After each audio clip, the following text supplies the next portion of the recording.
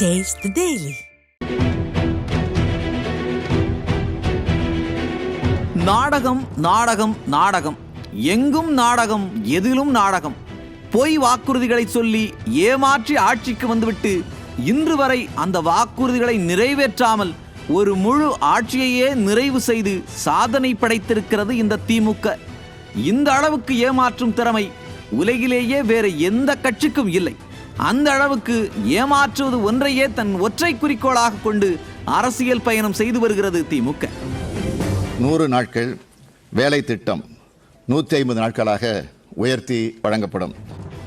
2021 சட்டமன்ற பொதுத் தேர்தலின் போது திமுகவின் தேர்தல் அறிக்கையில் இன்றைய முதலமைச்சர் அன்றைய எதிர்க்கட்சித் தலைவர் ஸ்டாலின் கொடுத்த வாக்குறுதி என்ன?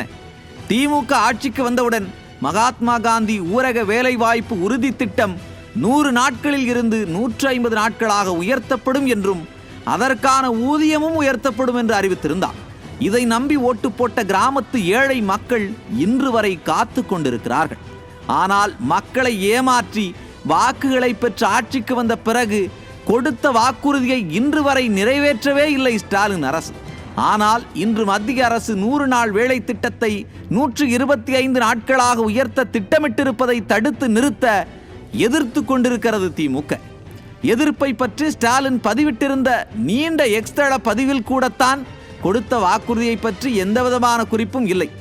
இப்படி இதுபோன்ற பச்சை துரோகத்தை செய்துவிட்டு பச்சை துண்டு பற்றி பேச அவருக்கு என்ன அருகதை இருக்கிறது என்று கேள்வி கேட்டு விளாசி தள்ளி இருக்கிறார் எதிர்க்கட்சி தலைவர் எடப்பாடி கே பழனிசாமி.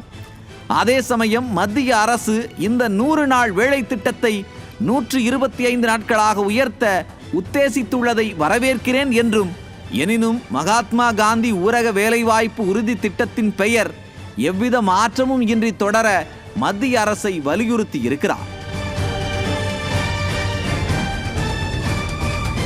ஆனால் தமிழ்நாட்டு மக்களுக்கு துரோகம் இழைக்கும் இந்த திராவிட மாடல் அரசு தன் மீதான குற்றம் குறைகளை களையாமல் எதற்கெடுத்தாலும் மத்திய அரசை சாடியே தன் ஆட்சியை ஓட்டிக் கொண்டிருக்கிறார். மத்திய அரசு கொண்டு வரும் திட்டங்களில் இருக்கும் சிக்கல்களை களைய போராடலாம் தான். ஆனால் அதற்கு முன்னர் தான் நிறைவேற்றுவதாக சொன்ன வாக்குறுதிகளை நிறைவேற்ற எந்த ஒரு துரும்பை கூட கிள்ளி போடாமல் எங்கே அதை கேள்வி கேட்டு விடுவார்களோ என்று பயந்து மத்திய அரசு எதிர்ப்பு என்ற ஒன்றையே தன் துருப்புச்சீட்டாக பயன்படுத்தி தப்பித்து கொண்டே இருக்கலாம் என்று நினைத்து கொண்டிருக்கும் இந்த திமுகவிற்கு தக்க பாடம் புகட்ட தயாராகிவிட்டார்கள் தமிழ்நாட்டு மக்கள். ஆக 100 நாள் வேலை திட்டத்தை 150 நாட்களாக உயர்த்துவோம் என்று ஸ்டாலின் கொடுத்த வாக்குறுதி என்னவானது?